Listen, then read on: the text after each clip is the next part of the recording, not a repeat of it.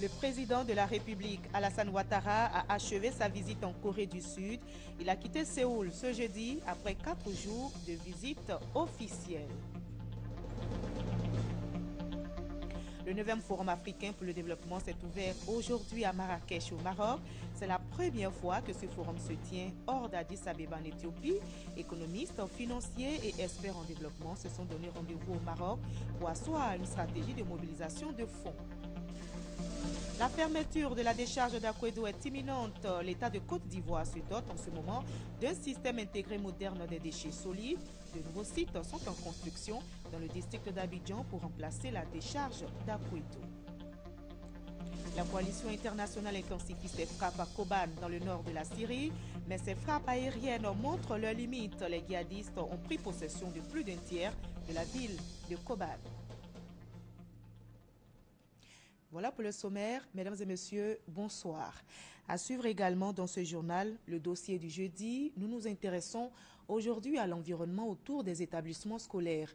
Les magasins et autres commerces installés autour des établissements scolaires créent des désagréments aux enseignants et élèves. Quelles solutions à cette anarchie? Comment mettre fin à ce voisinage difficile? Réponse dans le dossier du jeudi. Ce sera dans quelques instants. Mais avant, voyons en image le départ du président de la République de la Corée du Sud. Le président Alassane Ouattara a quitté Séoul ce jeudi après 4 jours de visite officielle. Le président ivoirien a été distingué. Hier, il a reçu le titre de docteur honoris causa en économie de l'université féminine de Soukyoung. La Côte d'Ivoire, selon le chef de l'État ivoirien, envisage de renforcer sa coopération avec la Corée dans tous les domaines, notamment dans le secteur de l'éducation et de la formation. Hier, la Chambre de commerce et d'industrie de Corée a offert un déjeuner au président Alassane Ouattara. Les 4 grandes institutions économiques coréennes présentes à ce déjeuner ont pu se faire une idée des opportunités d'investissement en Côte d'Ivoire. Le reportage de notre envoyé spécial à Séoul, Abiba Dambélé Saoui.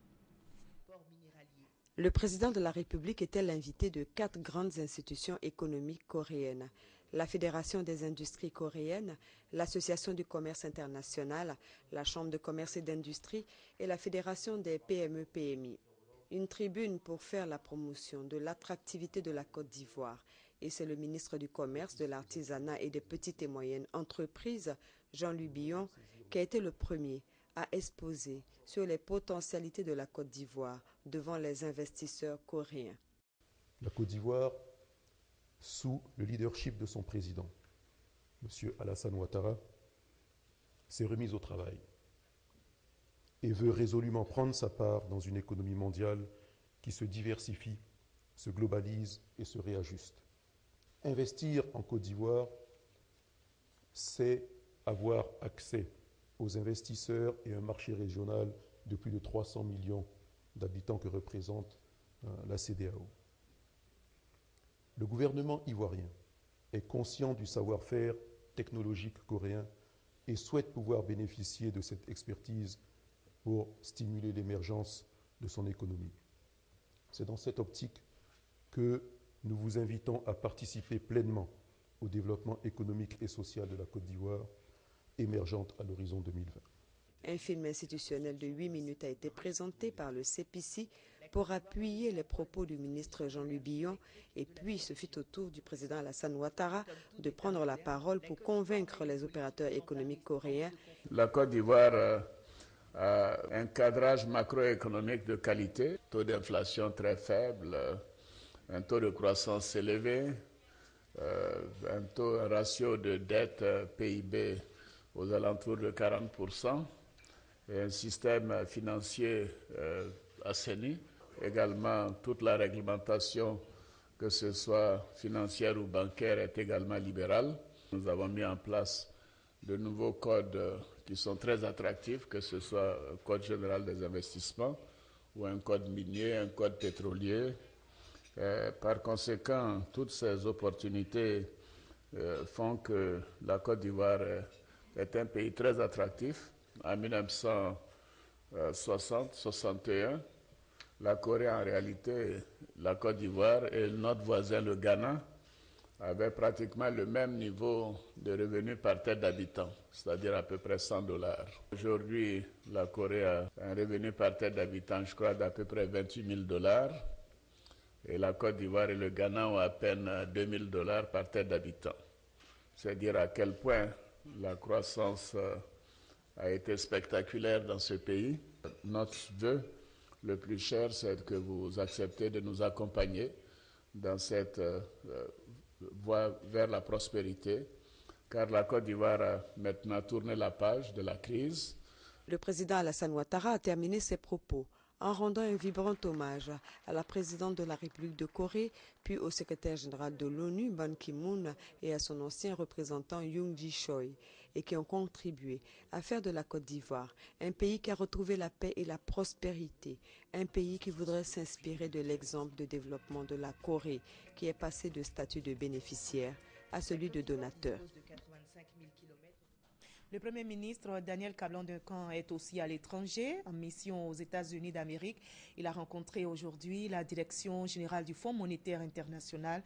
La rencontre intervient avant l'ouverture des assemblées annuelles du FMI et de la Banque mondiale. Au centre des échanges, l'accès aux ressources et l'appui du FMI à l'apurement de la dette intérieure. Le Fonds monétaire international va augmenter son appui dans la lutte préventive contre Ebola en Côte d'Ivoire. Et avant cette rencontre avec la direction générale du FMI, le Premier ministre a accordé des audiences aux groupes Coca-Cola et Cargill. Ces groupes sont satisfaits du climat des affaires en Côte d'Ivoire. Daniel Kablan-Duncan s'est aussi entretenu avec le groupe américain qui veut investir dans la transformation des déchets en électricité. Sylvie Touré est notre envoyé spécial aux États-Unis d'Amérique. Coca-Cola, le leader mondial de la limonaderie, se sent bien en Côte d'Ivoire. Alexander Cummings, vice-président du groupe, est venu féliciter le Premier ministre Daniel Kablan-Duncan pour l'amélioration du climat des affaires dans le pays. Il a d'abord félicité le Premier ministre, le gouvernement au complet, bien sûr avec le président Alassane Ouattara à la tête, pour le succès continu financièrement que la Côte d'Ivoire a dans la région. L'environnement économique favorable, en tout cas en Côte d'Ivoire, a vraiment permis au business de Coca-Cola de croître en Côte d'Ivoire. Le groupe Coca-Cola promet d'aider la Côte d'Ivoire dans la lutte pour empêcher l'entrée du virus Ebola dans le pays. Autre satisfecit adressé à la Côte d'Ivoire, celui du groupe Cargill exerçant dans le domaine du cacao. Cargill a des entreprises en Afrique, aux États-Unis, en Europe. Et donc Cargill examine la question du cacao de manière globale, regardant tous les différents aspects. Et pour le moment, ils sont vraiment très satisfaits. Ils sont satisfaits des réformes qui ont été mises en œuvre par le président de la République, le gouvernement, pour faire en sorte que vraiment le cacao se développe. La Côte d'Ivoire dispose donc d'un attrait réel et il ne laisse pas indifférent le Marlins Group. Conduit par Diane Waston, femme politique reconvertie dans les affaires, cette entreprise veut investir dans la transformation des déchets solides en gaz. Nous avons la technologie aux États-Unis qui peut nous permettre de mettre en fabrication, en production, un maximum d'électricité dont la Côte d'Ivoire a besoin pour son développement. Ne serait-ce que pour notre investissement, c'est 1,5 milliard que ce groupe s'apprête à investir pour la Côte d'Ivoire, pour la production d'électricité à partir des ordures ménagères. Daniel Kablan-Duncan a également reçu le président de l'association 100 Hommes Noirs, une association d'hommes d'affaires américains désireux d'investir en Côte d'Ivoire. Et le 9e Forum africain pour le développement s'est ouvert aujourd'hui à Marrakech, au Maroc. C'est la première fois que ce forum se tient hors d'Addis Abeba, en Éthiopie. Économistes, financiers et experts en développement se sont donné rendez-vous au Maroc pour asseoir une stratégie de mobilisation de fonds. L'objectif est de faire face aux défis de développement du continent africain. Le président ivoirien qui a achevé sa visite en Corée participe à ce forum. Explication avec Adama Koné. 100 000 milliards de francs CFA, c'est la facture annuelle pour parvenir à un développement durable de l'Afrique. Dans cette enveloppe, les seuls besoins en infrastructure s'élèvent à 45 000 milliards de francs CFA. Alors question, comment mobiliser les fonds pour transformer en réalité quotidienne, à l'échelle des ménages donc, les performances réalisées par le continent, avec une croissance de plus de 5% par an? C'est la question que la Commission économique pour l'Afrique, CEA, se posera durant 2 jours, les 10 et 11 octobre 2014, dans le cadre du Forum africain pour le développement, à Marrakech au Maroc. Parmi les chefs d'État appelés à livrer leurs réflexions sur les questions de mobilisation des ressources, de nouvelles formes de partenariat et de financement du climat, le président ivoirien Alassane Ouattara. En attendant les conclusions du forum, les économistes estiment que la diaspora africaine pourrait jouer un rôle important dans le transfert des fonds. La Banque mondiale évaluant les envois de fonds de cette diaspora à 20 000 milliards de francs CFA en 2012. Et les prévisions annoncent 100 000 milliards de francs CFA au cours de la prochaine décennie. C'est la première fois que la Commission économique pour l'Afrique tient son forum hors d'Addis Abeba, en Éthiopie, et c'est le 9e du genre. Ici, en Côte d'Ivoire, la formation des journalistes sur l'élaboration, l'exécution, le suivi et l'évaluation du budget de l'État vient de prendre fin. C'est une initiative de l'OJPCI, l'Organisation des journalistes professionnels de Côte d'Ivoire. Les journalistes outillés pourront mieux informer l'opinion publique sur la thématique budgétaire. Guy-Roger Nguessan, Grace Kando pour le reportage. Après 2 jours de formation, ces journalistes sont désormais outillés pour informer l'opinion publique sur le budget de l'État et la loi des finances en Côte d'Ivoire. Le thème de la formation était un thème très important qui concerne le budget de l'État 2015. Nous, en tant qu'hommes des médias, il est important pour nous de nous informer et pouvoir informer nos lecteurs, former les populations sur le contenu de ce budget. Tout au long du séminaire, ces hommes de médias ont échangé avec les équipes du ministère en charge du budget sur 4 thématiques essentielles. Les points notables sont l'élaboration et l'exécution du budget, puis les perspectives en matière de réforme budgétaire. Les objectifs sont atteints. Maintenant, il faut aller au-delà. Faire en sorte que dans toutes les rédactions, qu'elles soient de la presse écrite, de la presse en ligne, de l'audiovisuel, qu'il y ait des spécialistes sur des questions budgétaires, de sorte que la presse ivoirienne traite avec un peu plus de professionnalisme les questions liées au budget. Bamba Inza, représentant le ministère de la Communication, et Kaba Diakité Mohamed, celui du ministère en charge du budget, ont salué ces journalistes qui renforcent leurs connaissances en vue d'exercer leur métier avec professionnalisme. L'Organisation des journalistes professionnels de Côte d'Ivoire, OJPCI, envisage d'autres formations. Ouvrons la page politique de cette édition avec cette rencontre du bureau politique du RDR. C'est une réunion extraordinaire tenue au siège du parti à Cocody. À l'ordre du jour, un seul point, l'appel à la candidature unique du président Alassane Ouattara au sein du RHDP en 2015, appel lancé par le président du PDCI RDA et le bureau politique du RDR soutient l'appel de Daoukro. Explication avec Maïs Sako. Toutes les composantes du bureau politique du RDR, le Rassemblement des Républicains, se sont donné rendez-vous ce mardi au siège du parti à la rue Le Pic, à la faveur d'une réunion extraordinaire présidée par le professeur Henriette Dagri-Diabaté, secrétaire général du RDR. À l'ordre du jour, un seul point, l'appel à la candidature unique du président Alassane Ouattara au sein du RHDP en 2015, lancé le 17 septembre dernier par le président Henri Konan Bédié à Daoukro. Le bureau politique du RDR soutient l'appel de Daoukro. Le bureau politique félicite le président Aimé Henri Konan Bédié, président du PDCI RDA, président du présidium du RHDP, et lui rend un vibrant hommage pour sa clairvoyance, sa vision et sa grande sagesse, témoignage éloquent de la conscience qu'il a de l'intérêt supérieur de la nation ivoirienne. Le bureau politique félicite l'ensemble des mouvements politiques et associatifs qui ont soutenu l'appel historique de Daoukro. Le bureau politique appelle les militantes, les militants et sympathisants du RDR, les partis alliés au RHDP, les Ivoiriens et Ivoiriennes épris de paix, à soutenir l'appel historique du président Aimé Henri Konan Bédié. En conséquence, le bureau politique du RDR décide que le secrétaire général du parti conduise sans délai une importante délégation à Daoukro auprès du président Aimé Henri Konan Bédié pour lui exprimer de façon solennelle la reconnaissance, l'admiration et le soutien du RDR.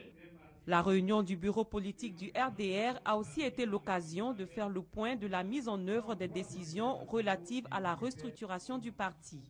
Au terme du conclave, le bureau politique du Rassemblement des Républicains a encouragé le président de la République Alassane Ouattara dans sa dynamique de rassemblement de tous les Ivoiriens autour de sa politique de développement pour l'émergence de la Côte d'Ivoire à l'horizon 2020. Et il y a eu quelques réactions après cette rencontre. Des membres du bureau politique et des militants du RDR se sont prononcés sur l'appel de Daoukro au micro de Maïsako. C'est d'abord une réaction de satisfaction parce que cela va permettre d'apaiser la situation. Mais en même temps, c'est une fierté pour nous du RDR parce que c'est notre champion qui a été retenu. Et nous ferons en sorte d'aller vaillamment à cette élection. Il est fait appel à la famille Oufouettis pour la création des partis unifiés. Ce sont deux grandes questions que nous abordons avec satisfaction depuis pratiquement un an.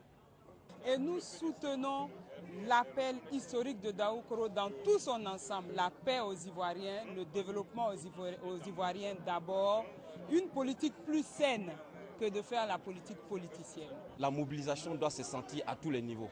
Parce que les Ivoiriens avaient besoin de cet appel. Parce que cet appel-là apporte la paix, parce que cet appel permet aux Ivoiriens de pérenniser la dynamique de développement qui est en cours. On fait à présent un tour à l'Assemblée nationale où 31 projets de loi ont été validés pour la deuxième session ordinaire de l'année 2014. Les 191 députés présents ont adopté à l'unanimité ce projet de loi et autres conventions, des projets qui feront l'objet de débats plus tard pour validation. Explication avec Franck Quadio. Après la réunion du mardi 7 octobre dernier de la conférence des présidents, réunion visant à l'adoption d'un projet de calendrier des travaux parlementaires pour la deuxième session de l'année 2014, les députés entrent dans la phase pratique 48 heures après. Le projet de calendrier est validé par les 191 députés et groupes parlementaires présents.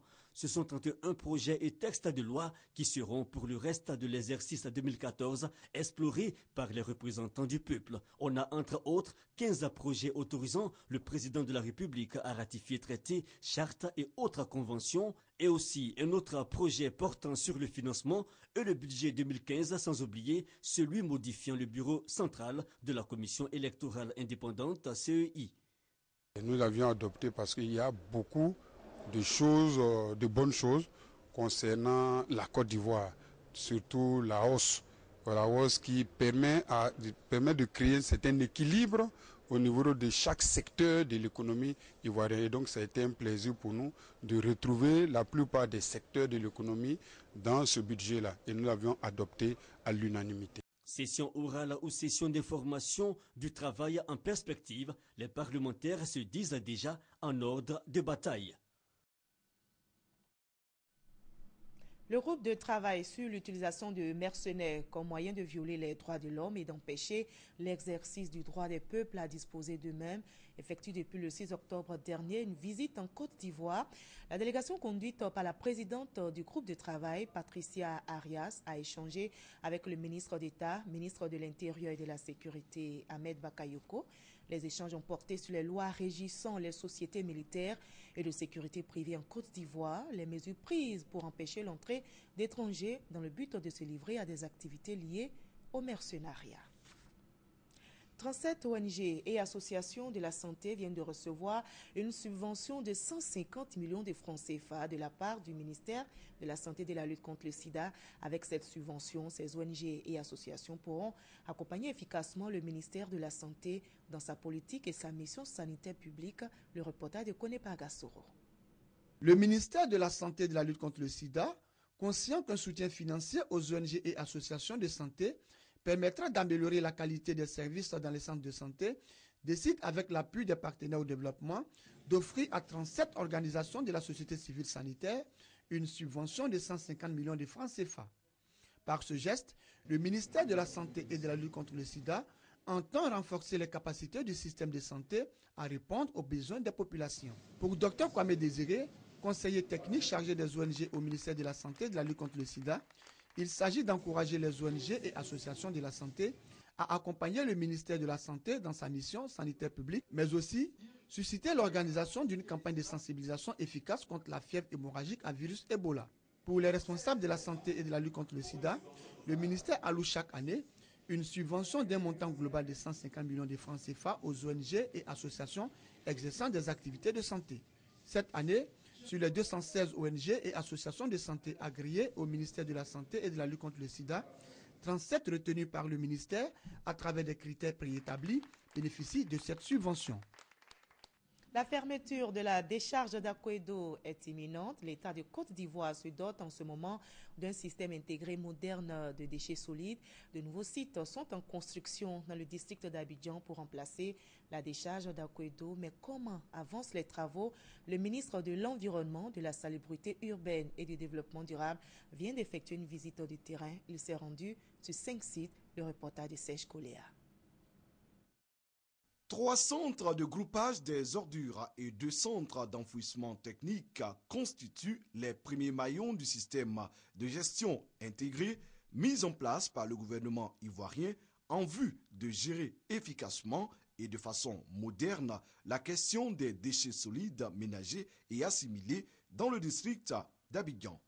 Il s'agit aujourd'hui, dans la perspective de la fermeture prochaine de la décharge d'Akwedo, d'accélérer les travaux de construction de ces sites adaptés aux réalités du moment. Le ministre de l'Environnement, de la Salubrité urbaine et du Développement durable s'est rendu à Bingerville-Namoué, à une vingtaine de kilomètres de la commune, pour voir le centre de groupage en construction sur un espace de 5 hectares avec un centre de transfert, une unité de tri et une usine de biométhanisation.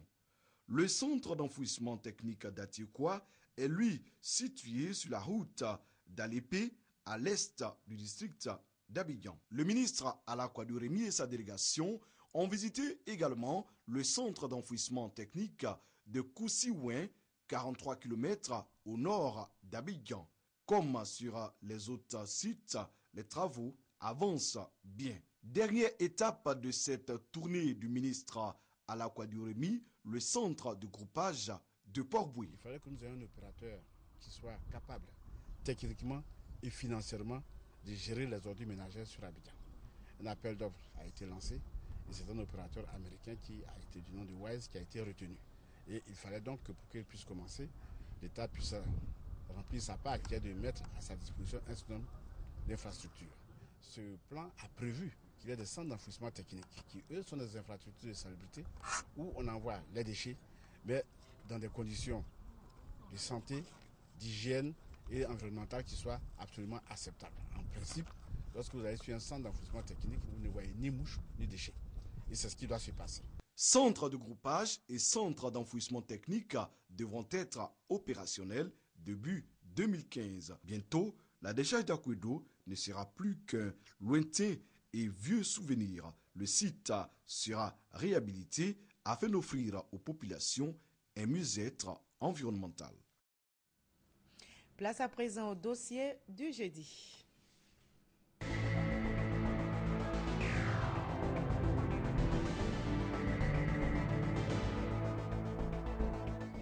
Nous nous intéressons aujourd'hui à l'environnement autour des établissements scolaires.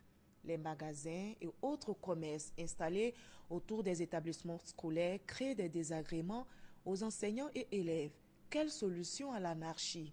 Comment mettre fin à ce voisinage difficile?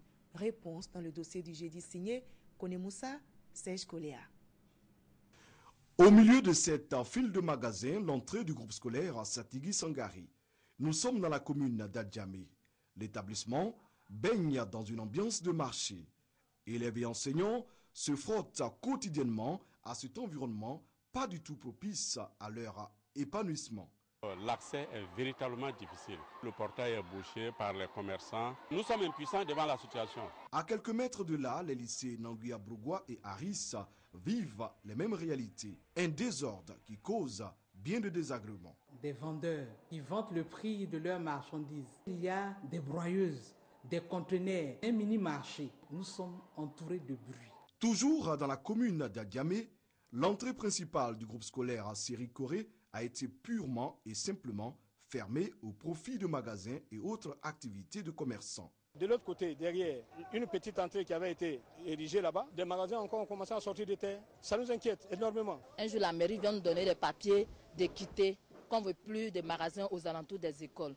On a quitté. Mais à notre grande surprise, on vient trouver des magasins. La présence de magasins, commerces et autres marchés autour des écoles constitue une véritable source de nuisance. Ça, c'est du désordre. Il faut déblayer, bon, ça a fait mal à d'autres, mais si ça y va pour l'éducation, je pense que ça vaut la peine. On attend tout le bruit en classe, donc ça nous déconcentre. Ce qu'il voulait qu'on puisse faire, c'est qu'on écarte un peu les magasins. Le phénomène est réel et plusieurs établissements dans le district d'Abidjan vivent le même calvaire. Les occupants des magasins refusent de se prononcer sur la question, tandis que responsables des comités de gestion des établissements scolaires, COGES, et autorités municipales se rejettent la faute. À l'origine, il y a un contrat sûrement entre le COGES et les opérateurs immobiliers qui proposent leurs services. En contrepartie, on leur donne la possibilité d'avoir des magasins pour rentabiliser l'investissement qu'ils ont fait. On est en contact avec les COGES, on est en contact avec ces opérateurs immobiliers. Le moment venu, on fera le point et on saura comment les désintéresser s'il y a lieu de le faire. Nulle part, il est indiqué dans les textes que les comités de gestion doivent construire des magasins autour des établissements scolaires. Il y en a qui en ont pris l'initiative. Nous leur avons dit que ça ne relève pas de leurs compétences. Et pour que ces magasins soient construits, ça fait l'objet d'autorisation de M. le maire. C'est une question de responsabilité. Au lycée Djedji Amondi Pierre des 220 logements, l'école souffre de sa proximité avec cet hôtel. On nous jette les préservatifs sur les toits. Nos canalisations sont bouchées par ces préservatifs-là. Et les enfants voient des scènes insoutenables devant cet hôtel. Donc, il nous dérange énormément. Sur cet espace du lycée moderne de Trècheville était construit un bâtiment à 2 niveaux avec des commerces et des habitations. L'édifice a été démoli à la suite de démarches entreprises par les responsables de l'établissement. C'est vraiment un bâtiment imposant. Après la démolition, nous avons estimé qu'un établissement, pour être attrayant, il fallait faire un jardin. À Yopougon, les magasins autour du groupe scolaire Mosquée au quartier Ouassakara ont été rasés par les autorités municipales. Nous avons décidé, parallèlement au déguerpissement de ces commerces, d'engager la responsabilité des parents d'élèves pour qu'ils soient responsables du maintien de l'ordre autour des établissements. On observe des fumoirs autour de ces établissements et nous avons en ce moment, avec la police, une concertation pour mener une opération d'instruction de ces fumoirs. L'environnement autour des établissements est une réelle préoccupation pour les autorités en charge de l'éducation nationale. Nous n'avons pas cette possibilité de pouvoir aller détruire des magasins. Les parents, les responsables des différentes mairies doivent œuvrer à protéger l'école. Pour s'exprimer, élèves et personnels enseignants ont besoin d'un environnement sain. L'école doit donc demeurer dans un cadre propice à une meilleure formation, car il y va de sa qualité. Les acteurs du système éducatif sont donc appelés à agir au plus vite pour assainir l'environnement immédiat des écoles. Voilà, c'était le dossier du jeudi signé Konaté Moussa et Serge Koléa, dossier proposé par le service aux sociétés de la rédaction. La coalition internationale intensifie ses frappes à Kobane, dans le nord de la Syrie, mais ces frappes aériennes montrent leurs limites puisque les djihadistes se sont emparés de plus d'un tiers de la ville de Kobane. Les djihadistes progressent à Kobané. Ils contrôlent maintenant un tiers de cette ville syrienne à la frontière de la Turquie. Malgré la résistance des combattants kurdes, les membres du groupe État islamique s'imposent grâce à leur armement. Les États-Unis ont reconnu que leurs frappes aériennes ne suffiraient pas à sauver Kobané, mais ils ne parviennent pas à convaincre Ankara d'intervenir. Si les djihadistes conquièrent Kobané, ils contrôleront une large bande de territoire en continu le long de la frontière entre la Syrie et la Turquie. Voilà, c'est la fin de cette édition. Merci à vous tous de votre aimable attention. À 23h, retrouvez Maïsako.